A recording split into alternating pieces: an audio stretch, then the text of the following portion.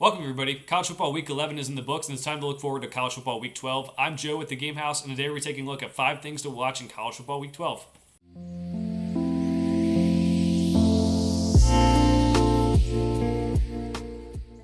Okay, as mentioned, we're going to go over 5 things to watch in College Football Week 12. It's not the greatest week of college football. We're obviously prepping for a big rivalry week next week, but there are some games worth watching and some things worth talking about. First of all, we're going to talk about Washington at Oregon State. Washington's undefeated this season. Michael Penix is having a great year, the front runner for the Heisman right now. They play Oregon State this week, and they're going to need to be on top of their game. Offense scores 41 points per game. Defense has been inconsistent but makes enough plays to win games and kind of stepped up in games where the offense hasn't stepped up, so that's been kind of nice, even though it has been inconsistent. Oregon State has 2 losses on the season, still in play to make the Pac-12 championship game with some help, obviously. It's how it's going to go for a lot of these teams in the Pac-12, especially with how good the conference has been. Offense is led by Clemson transfer DJ Uiagalelei. He's been at quarterback, been helping them average 37.9 points per game. Defensively, they allow 20.5 points per game. And they're going to have the work cut out for them against this Washington offense that really pushes the ball down the field.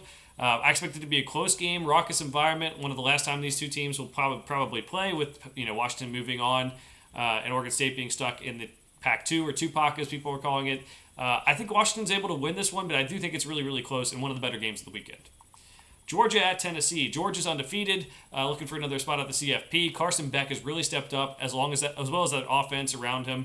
41.2 points per game. They've been finding their groove even without Brock Bowers healthy. He came back last week. Amarius Mims, the right tackle, came back last week, and they look like they're ready to hit a new level. Defenses hasn't been as good as the past couple of years, but they're still pretty good, allowing 15.6 points per game. They're also kind of banged up right now, so something to watch this week. Now, Tennessee, 3 losses this year. Offense isn't as high-powered as the last couple of years, or as last year, I should say. Much more run-based, defensive focus. They average 32 points per game and allow 20.2. For the Tennessee to pull off an upset, they're going to need to get a lead early and then establish the run. I think Georgia ends up winning this one. It's going to be a tough environment. It's going to be a tough game, but I do think they're able to get the win.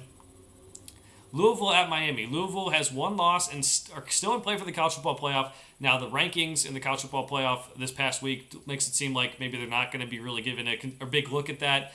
But they, it's for fair reason. They lost to Pittsburgh, had some close calls against Virginia. They don't have too many good wins on their resume. This week, tough road game at Miami, where a win is necessary to even stay in the CFP talk. Jeff Brom's done a great job in his first year as head coach. Cardinals averaged 32.7 points per game. More impressive thing might be the defense allowing 17.2 points per game.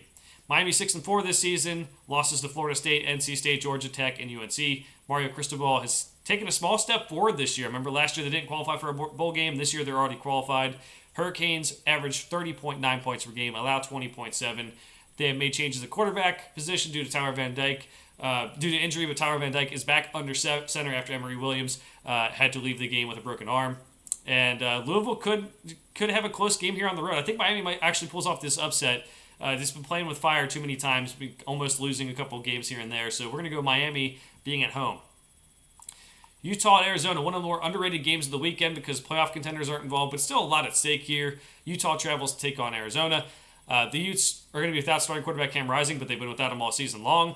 Still been a good team with a 7-3 record, scored 25.2 points per game, allowed 17.8. Defense needs to continue to play great to have a chance in this game. And Jedd Fisch has done a great job with Arizona. Turns that program all around after winning one game in year 1. He won 5 last year, and they already have 7 wins this year in a Pac-12 that we think is pretty good.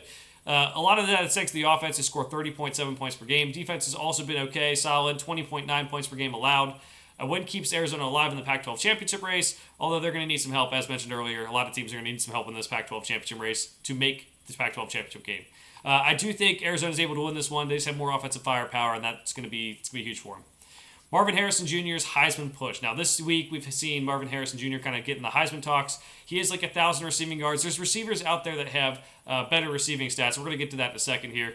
But he's been one of the best players in college football. Hard to find, hard for a wide receiver to win the Heisman Trophy. We did see Devontae Smith with Alabama win it a couple of years ago. This year, 59 receptions, 1,063 yards, and 13 total touchdowns.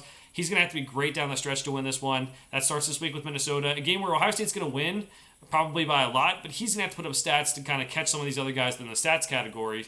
But then he has Michigan in the final week of the season. That could help. And then if they make the Big Ten championship game, another chance to show what he can do on a national stage to build up stats.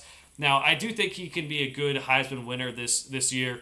It's going to take good play down the stretch, but also some of these other wide receivers people are throwing in there is, oh, they should be in the Heisman talk. They've been good. They have like Heisman trophy level quarterbacks, whether it's, I've seen Troy Franklin thrown out there. I've seen Rome Odunze, very good players. But Marvin Harrison's doing this with Kyle McCord, who's had a lot of criticism this year at quarterback. He's stepped up lately, but if we're going to, make it all equal, Marvin Harrison might be the most important player to this Ohio State team. He might be the most important player in the country. He might be the best player in the country, regardless of position, and that deserves to be recognized. I know it doesn't always go that way, but something to watch the last couple weeks here is Marvin Harrison's Heisman push for the Ohio State Buckeyes and see how they do. Those are the 5 things I'm watching this week. Let me know what 5 things you're watching in the comments below. For now, thanks for watching. We'll see you guys next time.